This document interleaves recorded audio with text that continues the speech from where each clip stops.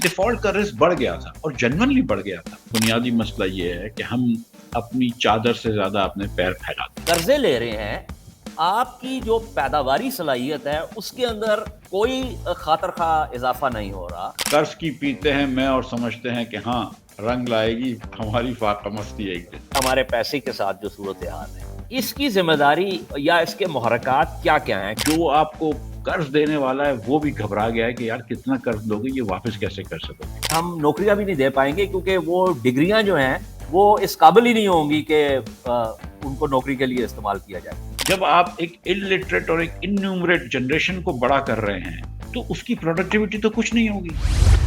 गुफ्तगू की इस नशिस्त में खुश आमदीद। मेरा नाम एजाज हैदर है। गुफ्तगू पॉडकास्ट, इसके बारे में थोड़ी सी बात कर लूँ अपने मेहमानों का तारुफ कराने से पहले, चूँकि दायरा पॉडकास्ट का जुमा बाजार लगा हुआ है सिर्फ पाकिस्तान में नहीं बल्कि दुनिया के मुख्तलिफ हिस्सों में। तो मकसद क्या है इसका? मकसद ये है, काफ़ी सोच विचार के बाद ये बात आई कि इसको हमने अंग्रेज़ी में नहीं करना ताकि ये ज़्यादा से ज़्यादा लोगों तक पहुँचे।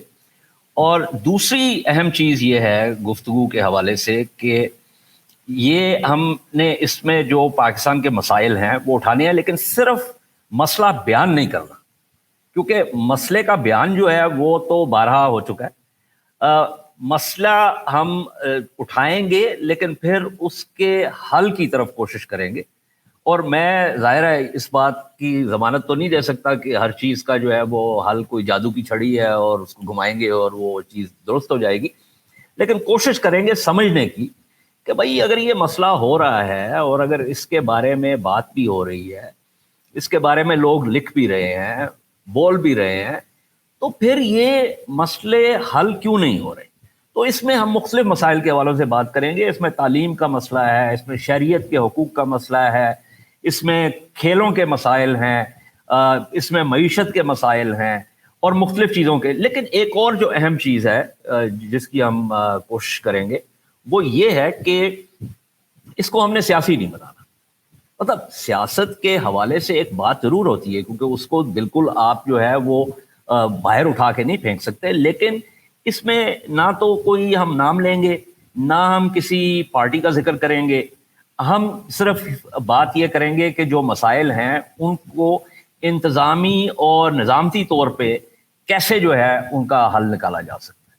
तो आज जो है वो हम मईशत के हवाले से बात करेंगे और मेरे मेहमान जो हैं डॉक्टर मिफ्ता इस्माइल किसी तारुफ के मोहताज नहीं है, स्कॉलर भी हैं, PhD from Wharton school of business, और उसके अलावा पाकिस्तान के वज़ीर ख़जाना भी रह चुके हैं और फिर कारोबारी आदमी भी हैं। इसलिए मईशत को सिर्फ थियरी के हवाले से नहीं बल्कि जो ज़मीनी हकायक हैं उसके हवाले से भी समझते हैं। तो ये हम जो आज का प्रोग्राम कर रहे हैं ये असल में 2 प्रोग्रामों का तसलसल होगा और इसकी जो इसी के साथ जुड़ी हुई अगली नशिस्त है उसमें हम मिफ्ता साहब हमारे साथी होंगे और हम खुर्रम हुसैन साहब को भी शरीक गुफ्तगू करेंगे। तो मिफ्ता बहुत बहुत शुक्रिया प्रोग्राम में आने का। अच्छा, बात जो है ना, देखिए मुझे मालूम है कि मईशत के हवाले से गुफ्तगू होती है, इसमें बहुत सी तकनीकी मामलात हैं, लेकिन लोगों के आम सवालात भी हैं। तो इसलिए मैं आपसे गुजारिश ये करूँगा कि थोड़ा सा अगर आप इसको इस तरीके से बयान करें कि लोगों को इसकी जो नाजरीन हैं उनको इसकी समझ आए, ख़ुद मुझे भी आए क्योंकि मैं भी कोई माहिर इक़्तिसादियात नहीं हूँ, लेकिन लोग समझना चाहते हैं कि ये क्यों है कि हर वक्त हम ये, जैसे आप बूम बस साइकिल कहते हैं, उसके अंदर हम फंसे रहे हैं। और ये एक चीज़ ऐसी है, मसलन मैं इसकी छोटी सी मिसाल आपको देता हूँ। मैं आज ही देख रहा था प्रोफेसर आतिफ मियाँ का एक इंटरव्यू था, उसके अंदर उन्होंने चीज़ों को बहुत, खैर वो प्रोफेसर भी हैं, उन्होंने चीज़ों को बहुत अच्छे तरीके से समझाने की कोशिश की। मसलन उन्होंने कहा कि जी हम एक निज़ामती तज्ज़िया कर लेते हैं, एक जो सिस्टम एनालिसिस, कि आपका जो नर्वस सिस्टम है, जैसा इंसानी जिस्म है, उसके अपने दिफा होते हैं, एक मुदाफ़ती जो है उसके अंदर कुव्वत होती है, اور ہر نظام میں ہوتی ہے، قدرتی نظام میں. تو معیشت بھی ایک نظام ہے، لیکن چونکہ یہ نظام لوگوں پر مشتمل ہے، اس لیے یہ ظاہر ہے یہ قانون فطرت یا قانون قدرت اگر آپ اسے کہہ لیں، اس کے اصولوں پہ نہیں چلتا اور گڑبڑ ہو جاتی ہے. تو ان کا کہنا یہ تھا کہ بھائی جب بھی کوئی بیرونی خطرہ آتا ہے کسی بھی نظام میں، اگر اس نظام کی مدافعتی صلاحیت جو ہے وہ بہتر ہے تو وہ اس کے ساتھ بہتر طریقے سے نبٹ سکتا ہے.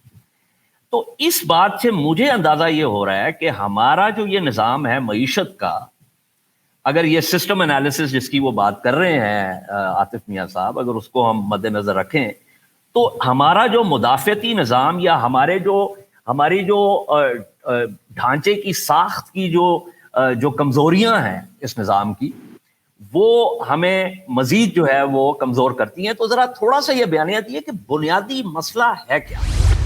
جی شکریہ اعجاز. ایک تو یہ کہ بہت مبارک ہو، اور مجھے بڑی خوشی ہے کہ آپ نے ایک نئی پوڈ کاسٹ شروع کری ہے گفتگو کے نام سے. اور یہ جو بات درست ہے کہ جمعہ بازار لگی ہوئی ہے، لیکن کوالٹی جو آپ پروڈیوس کر سکتے ہیں اور کریں گے انشاءاللہ وہ نہیں ہوتی ہے. تو میرے خیال سے اس کے اندر ایک بات چیت کی جو ہوگی آپ کے پروڈ کاسٹ میں، اس سے فائدہ ہوگا آپ قوم کو انشاءاللہ. دیکھیں، بنیادی مسئلہ، سچی بات یہ ہے کہ بنیادی مسئلہ یہ ہے کہ ہم اپنی چادر سے زیادہ اپنے پیر پھیلاتے ہیں. یہ سب سے بنیادی مسئلہ ہے. اس میں مطلب ہم بہت ساری، میں اکنامک ٹرمینالوجی یوز کر سکتا ہوں، منی سپلائی سے لے کے بوم بس cycle and this and that what ever, ٹھیک ہے. لیکن بیسک مسئلہ یہ ہے کہ ہم اپنی چادر سے زیادہ پیر پھیلاتے ہیں. جو ان کانکریٹ ٹرمز ہم جتنی موصولات کرتے ہیں، حکومت جتنی ہماری موصولات کرتی ہے، جتنا ریونیو جمع کرتی ہے، اس سے بہت زیادہ اخراجات ہیں. زیادہ نہیں ہے، بہت زیادہ اخراجات ہیں. یعنی کہ تو جب آپ کے اخراجات زیادہ ہوں گے اور آپ کے وسائل کم ہوں گے تو پھر آپ کو خرچہ میٹ کرنے کے لیے کیا کریں گے؟ آپ قرض لیں گے. اب ہم قرض لیتے آ رہے ہیں، آپ کو قرض لینا پڑتا ہے بیرونی طاقتوں سے، بیرونی اداروں سے بھی، بیرونی کرنسی میں بھی، اور آپ کو لوکل کرنسی کا بھی قرض لینا پڑ رہا ہے. بات تو ایک ہی ہے، قرض لینا ہے آپ کو. اب جب آپ قرض لے رہے ہیں تو جو آپ کو قرض دینے والا ہے وہ بھی گھبرا گیا ہے کہ یار کتنا قرض لوگے، یہ واپس کیسے کر سکو گے. ایک تو یہ مسئلہ ہوا ہے، اور وہ جو ہے وہ چاہے پاکستانی ہو یا بیرون ملک والا ہو، دونوں گھبرا گئے. ٹھیک ہے، تو قرض لینا ابھی مشکل ہو گیا ہمارے لیے. تو جب آپ قرض نہیں لے پا رہے اور اتنا زیادہ، تو پھر آپ کیا کریں گے؟ حکومت کے پاس ایک چیز ہوتی ہے جو میرے پاس آپ کے پاس نہیں ہوتی، ہوتا ہے مشین پیسے چھاپنے کا. وہ ڈالر نہیں چھاپ سکتے لیکن روپیہ چھاپ سکتے ہیں. تو پھر وہ ہم روپیہ چھاپ دیتے ہیں. تو اس سے تو مزید بیڑا غرق ہو جاتا ہے. جب ہم روپیہ چھاپتے ہیں، اور اس کے بہت سارے طریقہ کار ہیں. اسٹیٹ بینک جب پیسے دیتی ہے تو اس کو روپیہ چھاپنا کہتے ہیں. اسٹیٹ بینک چاہے تو حکومت کو ڈائریکٹ دے دے، اور اب کیونکہ IMF نے کچھ قدغن لگائی ہے تو ہم ایک گھما کے دیتے ہیں. ہم پہلے بینکوں کو دیتے ہیں، بینک پھر اسٹیٹ بینک کو دیتے ہیں. تو جب ہم روپیہ چھاپتے لگتے ہیں تو پھر جب آپ کے پاس معیشت میں نوٹیں ڈبل ہو جائیں گی لیکن معیشت کی پیداوار اتنی رہے گی، تو ہر قیمت جو ہے وہ، اگر نوٹیں ڈبل ہو گئی تو ہر قیمت بھی ڈبل ہو جائے گی. وہی ہو رہا ہے کہ قیمتیں بڑھ رہی ہیں. اچھا، جب آپ کی چیزوں کی قیمتیں بڑھ جائیں گی لیکن انٹرنیشنل مارکیٹ میں وہی قیمت رہے گی، تو اس کا مطلب ہے کہ وہ برابر کرنے کے لیے آپ کا روپیہ جو ہے وہ انٹرنیشنل مارکیٹ میں گر جائے گا. اگر ایک بہت ٹریویل مثال دوں کہ ایک معیشت میں صرف 3 ماچسیں ہوں اور صرف 3 کنزیومرز ہوں جن کے پاس 100 روپے ہوں، تو وہ ایک 100 روپے کی ماچس خریدیں گے. ایکویلیبریم میں یہ پرائس اسٹیبلش ہو جائے گی. اس کو ماچس چاہیے اور 3 ماچسیں ہیں، وہ 300 روپے میں بک جائیں گی. اب اگر آپ ان کو 100 روپے والوں کو 200 روپے دے دیں گے تو ماچس کی پرائس ہو جائے گی 200 روپے، کیونکہ اب کرنسی ان سرکولیشن ڈبل ہو گئی ہے لیکن گڈس تو اتنے ہی تھے، 3 ماچس ہیں. اچھا، پہلے اگر وہ $1 کی ماچس تھی، تو اب بھی دنیا بھر میں تو $1 کی ہے، تو پہلے اگر ڈالر 100 روپے کا تھا تو اب ڈالر 200 روپے کا ہو گیا. تو یہ اچھا یہاں پہ رک جائے. ایک تو یہ ہے کہ آپ بہت اچھے جو ہے استاد بھی بن سکتے ہیں، لیکن یہ جو بھی آپ نے بات کی ہے نا، اس سے ایک اور اہم نقطہ نکلتا ہے جس کا ہماری معیشت کے ساتھ تعلق ہے، اور وہ اس کی مثال میں آپ کے حوالے سے دوں گا. میں نے جو ہے پہلے ہی کہا کہ آپ کاروبار بھی کرتے ہیں. کاروبار کرنے والا بندہ بھی قرضہ لیتا ہے، جی لیتا ہے نا جی، بالکل. لیکن وہ قرضے کو کیسے سہار لیتا ہے؟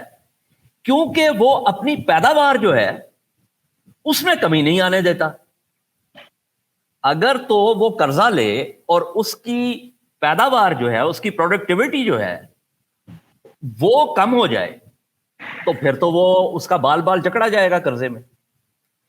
تو کیا اسی منطق کا اطلاق جو ہے وہ ملک پہ نہیں ہوتا کہ آپ قرضے لے رہے ہیں، آپ کی جو پیداواری صلاحیت ہے اس کے اندر کوئی خاطر خواہ اضافہ نہیں ہو رہا، اس کے اندر کوئی جو ہے وہ نہیں آ رہی، ڈائیورسٹی نہیں آ رہی، تنوع نہیں آ رہا، تو پھر تو ظاہر ہے آپ مصیبت میں پھنسیں گے. وہ قرض کی پیتے ہیں میں اور سمجھتے ہیں کہ ہاں رنگ لائے گی ہماری فاقہ مستی ایک دن. تو ہم نے تو اچھی بات یہ دیکھیں، اگر آپ بینک سے قرض دینا چاہتے ہیں اور بینک سے کہتے ہیں کہ بھائی میں قرض دے رہا ہوں، اگر مفتاح اسماعیل کی ایک مثال دے رہے ہیں تو میں کہوں گا کہ یار میں ایک پلاسٹک کی میری فیکٹری ہے تو وہ مشین پہ بڑھا رہا ہوں، یا میں بسکٹ کی فیکٹری کا ایک مشین لگا رہا ہوں، تو بینک کو بھی سمجھ میں آتی ہے، وہ پوچھتا ہے کیا کر رہے ہو. لیکن اگر میں یہ کہوں کہ نہیں میں اپنے بچے کی شادی پہ خرچ کروں گا تو وہ پھر اس سے تو پروڈکٹیوٹی نہیں بڑھے گی. ہم نے جو قرض لیا اس میں دو چیزیں کرنی چاہیے. ایک تو ملک کی پروڈکٹیو کیپیسٹی بڑھا دیں، یعنی کہ اس ملک میں مشین اور لگ جاتے، اس ملک میں دیگر چیزیں اور لگ جاتی جس سے کہ ہم پیسے کما سکتے ایکسپورٹ کے بھی. وہ ہم نہیں کر پائے. مثال کے طور پہ ہم نے بہت ساری بجلی لگا دی، ہم نے بہت ساری بجلی لگائی قرض لے کے. وہ صحیح ہے کہ ہم نے قرض لے کے بجلی لگائی کیونکہ ہمارے پاس بجلی کے مشین نہیں تھے، پیسے بھی نہیں تھے، ہم نے قرض دی، بجلی لگائی. اب اس سے کیا ہونا چاہیے کہ جب آپ نے 13 سے 18 میں بجلی ڈبل کری تو آپ کی انڈسٹریل پروڈکشن بھی ڈبل ساتھ ساتھ ہو جاتی. اگر آپ کے برآمدات بھی ڈبل ہو جاتی تو پھر آپ کے پاس وہ پیسے ہوتے جس کے تحت آپ بجلی کے مشینوں کے یہ جو ہے وہ کیپیسٹی چارجز بڑھ دیتے. لیکن چونکہ آپ نے ڈالرز کے اندر وہ ڈالر کو ڈیویلیو نہیں ہونے دی اور دیگر چیزیں کری تو آپ نے اپنی برآمدات کم کر دی. اب اگر آپ کی برآمدات ہی سکڑ نہیں ہیں تو آپ کے پاس وہ پیسے نہیں ہوں گے. تو دو چیزیں ہوتی ہیں، ایک تو ہم نے اپنی پروڈکٹیو کیپیسٹی نہیں بڑھائی جس طرح کے بڑھانی چاہیے تھی، انڈسٹریلائزیشن نہیں ہوئی، انفراسٹرکچر ہوا تو کمپلیٹ نہیں ہوا یا کروشل چیزیں نہیں ہوئی. نمبر 2، ہم نے اپنے لوگوں کی پروڈکٹیوٹی نہیں بڑھائی. یہ دس سیکنڈ پارٹ، یہ ہمارے ایک بہت اچھے اکانومسٹ ہیں عاصم خواجہ، ہارورڈ میں اکانومسٹ ہیں، اور ان کا اس پہ بڑا وہ ہے کام کیا ہوا ہے، ٹینیورڈ پروفیسر ہیں، ٹینیورڈ پروفیسر ایٹ کینیڈی. وہ انہوں نے کام کیا کہ بھائی آپ اپنی ورکرز کی پروڈکٹیوٹی آپ نے کہاں بڑھائی ہے. اب اگر 3 میں سے 1 بچہ آپ کا اسکول میں نہیں جا رہا، ٹھیک ہے، اور یعنی کہ 1/3 بچے تو اسکول میں ہے ہی نہیں، آدھے سے زیادہ بچے اپنی ایج اپروپریٹ کلاس میں نہیں ہیں. ورلڈ بینک کہتا ہے کہ پاکستان میں لٹریسی پاورٹی 75% ہے. مطلب یہ کہ 10 سال کا بچہ 2 جملے کسی زبان میں ایج اپروپریٹ نہیں پڑھ سکتا. جب آپ ایک انلٹریٹ اور ایک انیومریٹ جنریشن کو بڑا کر رہے ہیں تو اس کی پروڈکٹیوٹی تو کچھ نہیں ہوگی. وہ چوکیدار بن جاتے ہیں، باورچیز بن جاتے ہیں، لیکن وہ آئی ٹی پروفیشنل نہیں بنتے. پھر اس کے بعد جس طرح ہمارا جو ملک جس طرح وہ ہے لاپ سائڈڈ انفلوئنس ہیں کہ امیر لوگوں کے بچوں کو تو چانس ملتا ہے لیکن غریب لوگ جو 90% پاکستانی غریب ہیں ان کے بچوں کو کوئی چانس نہیں ملتا. تو آپ نے صرف 5-10% بچوں کے ٹیلنٹ کو آگے بڑھایا ہے لیکن 90% بچوں کے ٹیلنٹ کو آگے نہیں بڑھایا جو کہ سائنسدان بن سکتے تھے، کمپیوٹر پروفیشنل بن سکتے تھے. وہ آج کہیں ڈرائیور بنے ہوئے ہیں، کہیں ماسی بنی ہوئی ہیں. تو آپ نے نہ پروڈکٹیوٹی کیپیسٹی بڑھائی ہے نہ ورکرز کی پروڈکٹیوٹی بڑھائی ہے. تو آپ نے جو پیسہ خرچ کیا، پیسہ لیا ہے 50,000 ارب روپیہ اگر ہم نے لیا ہے تو we have nothing to show for, you know we really have. ہم تو کھا گئے پیسے. تو ہم نے وہ ہماری مثال اس 3rd جنریشن 4th جنریشن جو انڈسٹریلسٹ کی فیملی کے بچے ہوتے ہیں نا، وہ پیسے لے کے کھا جاتے ہیں. ہماری مثال وہ ہے. ہماری مثال انٹرپرینورز کی نہیں ہے کہ جو کہ تھوڑا سا بینک سے پیسہ لے کے اس کو آگے لے کے چلتے ہیں.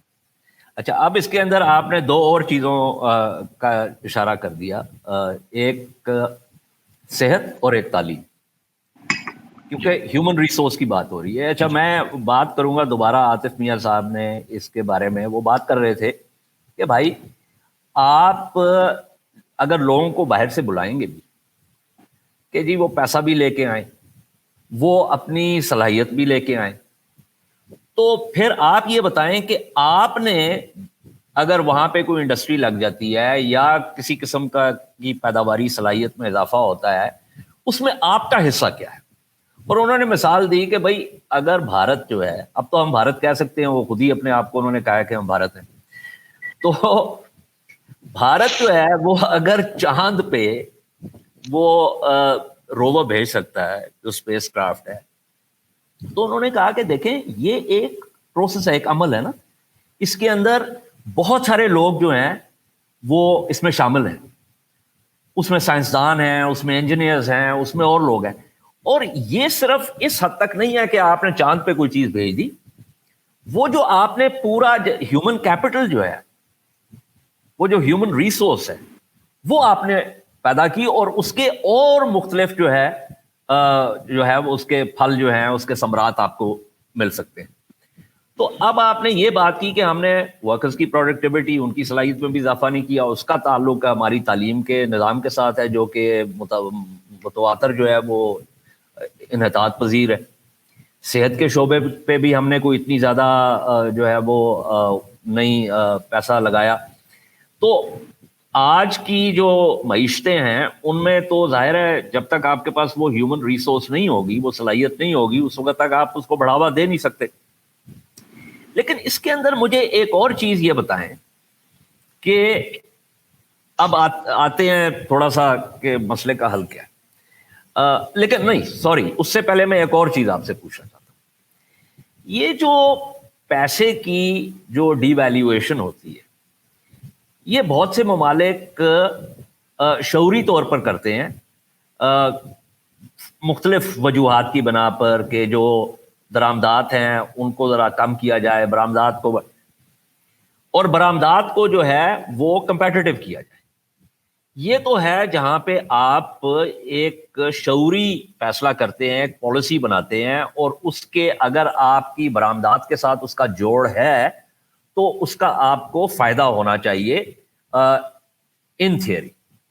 लेकिन जब मईशतें जो हैं वो तबाही के धाने पे जाती हैं और करेंसीज जो हैं दे गो tumbling, markets are in disarray, जो हमने 1997 में देखा, साउथ ईस्ट एशिया में भी हुआ, उससे पहले मेक्सिको में भी हुआ, फिर 2007 का जो है वो हमने जो है अमेरिका में भी। तो ये बताएं कि ये जो इस वक्त हमारे पैसे के साथ जो सूरत हाल है, इसकी जिम्मेदारी या इसके मुहर्रकात क्या क्या हैं, क्योंकि ये कोई शऊरी तौर पे हमारी बरामदात के साथ तो जुड़ा नहीं हुआ। देखिए, जिन चीज़ की आपने निशानदेही करी 2002 में, 2007 में, 97 में एशियन कंटेंजन जब हुआ है 2002 वगैरह के अंदर, उस कुछ और भी मसले थे कि जब इंटरनेशनल हेज फंड्स आए हैं, उन्होंने थाई करेंसी शॉर्ट करी थी, तो वो थाई हुकूमत जो है वो नहीं रोक सकी। बरतानिया के साथ ये हो चुका है, यूरो के साथ पैक करने से पहले वो भी नहीं रोक सके। मार्केट्स के सामने हुकूमतें नहीं रोक सकती। हमारे यहाँ जो डिवैल्यूएशन हो रही है उसकी कोई और वजह थी। हमारे यहाँ डिवैल्यूएशन एक तो ये कि अगर पाकिस्तान में 30% अफरात ज़र हो या इन्फ्लेशन हो या महंगाई हो, और दुनिया भर में हमारे ट्रेडिंग पार्टनर्स में 7-8% हो, तो इसका मतलब है कि हर साल हमारी चीज़ें, मसनूआत जो है वो 22% महंगी हो जाएंगी। तो उसको बराबर करने के लिए 20-22% डिवैल्यूएशन होना चाहिए। अब आपको जाहिर है कि कोशिश करनी चाहिए कि महंगाई रोक दें, क्योंकि जो अर्बन पुअर होता है, जिसकी फिक्स सैलरी होती है, जो भी नौकरी पेशा लोग होते हैं जिनकी तनख्वाहें फिक्स होती हैं, उनका बहुत बुरा हाल हो जाता है। कारोबारी हजरात वगैरह तो चलो फिर भी वो उनकी कीमतें बढ़ जाती हैं तो उनके पास हो जाता है काम। अब जब आपने IMF के साथ बहुत अरसे तक डील नहीं करी, 8-9 महीने डिले करा और आपने उनको आंखें दिखाई वगैरह वगैरह जो बातें करी, तो हमने यहाँ पे जनरली डिफॉल्ट का रिस्क बढ़ा दिया। उससे दो चीजें हुई। एक तो ये कि लोगों को लगा कि यार रुपया डिवैल्यू हो जाएगा, और फिर जब सब ये सोचते हैं कि रुपया डिवैल्यू हो जाएगा और सब रुपया बेच के डॉलर खरीदने की कोशिश करते हैं, तो एक सेल्फ फुलफिलिंग प्रोफेसी हो जाती है कि भाई हर आदमी बेच रहा है रुपया, तो जाहिर है रुपया सस्ता हो ही जाएगा। एक तो ये वो हो गया। दूसरा ये कि क्योंकि डिफॉल्ट का रिस्क बढ़ गया था और जनरली बढ़ गया था, तो जो तो एक सच्ची बात है कि कैपिटल इज वेरी शाय। जो बिजनेसमैन होता है, जिसके पास कुछ पैसे पड़े होते हैं, वो सोचता है यार चुपचाप डॉलर खरीद लो, जब जरूरत पड़ेगी तो मैं रुपए में बुनवा लूंगा इसको, इस वक्त डॉलर में स्टोर कर लेते हैं। वो जो आपने स्टोर ऑफ वैल्यू है, क्योंकि आपकी जो स्टोर है, अगर उसमें से आप जहां पे कोई चीज रखते हैं, अगर पानी की एक टंकी रखते हैं, लेकिन उसमें से 25% पानी हर साल गिर रहा हो, तो आप उस टंकी को नहीं रखेंगे, कोई और टंकी में रख लेंगे। तो लोगों ने सोचा कि अगर मैं रुपए में पैसे रखूंगा और मेरा पैसा जो है वो कम हो जाएगा 25% से, तो मैं डॉलर में रख लेता हूँ। चाहे वो मैं गद्दे के नीचे भी रख लूं तो 5% का ही नुकसान होगा एज अपोज टू 25%। अब जब ये जो एक्शंस लिए गए हैं, حالانکہ they are really attacking the symptoms not the cause.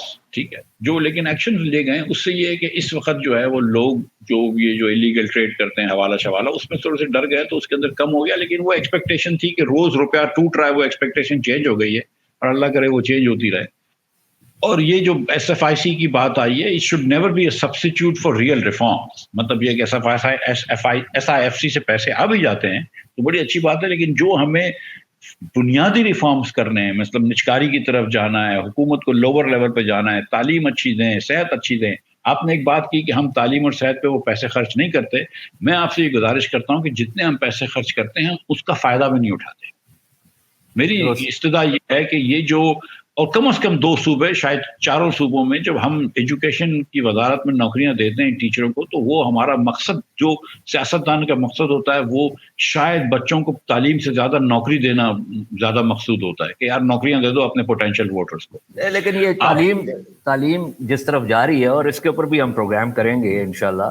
یہ ایک بہت اہم موضوع ہے جو میں نے مارک کیا ہوا ہے. وہ جس طرح کی ہم دے رہے ہیں, اس کے بعد کچھ عرصے کے بعد جو ہے یہ ہم نوکریاں بھی نہیں دے پائیں گے, کیونکہ وہ ڈگریاں جو ہیں وہ اس قابل ہی نہیں ہوں گی کہ ان کو نوکری کے لیے استعمال کیا جائے. لیکن میں یہاں پہ رکوں گا. اس پروگرام کو ظاہر ہم برخاست نہیں کر رہے کیونکہ اس کا اگلا حصہ بھی ہے.